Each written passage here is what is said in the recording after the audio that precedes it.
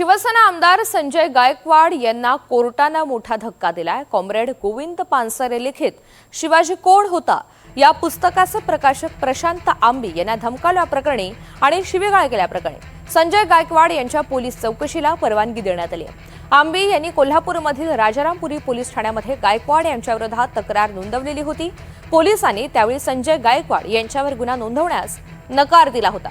मात्र आता न्यायालयाने आमदार गायकवाड यांच्या चौकशीची परवानगी दिलेली आहे आणि त्यामुळे या प्रकरणात पुढील कारवाईची आणि गुन्हा नोंदवण्याची एकंदरीतच प्रक्रिया होण्याचा मार्ग मोकळा झालाय।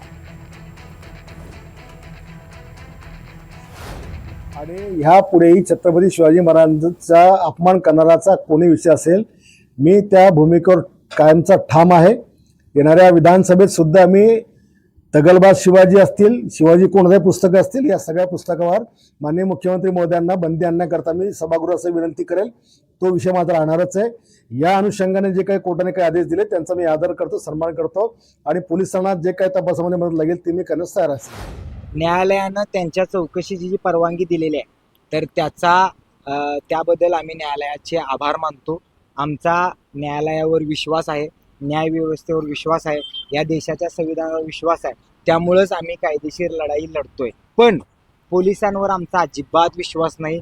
पोलीस निपक्षपाती तपास करतीलच, आमदार संजय गायकवाड यांची चौकशी करतीलच याची मला शंका आहे।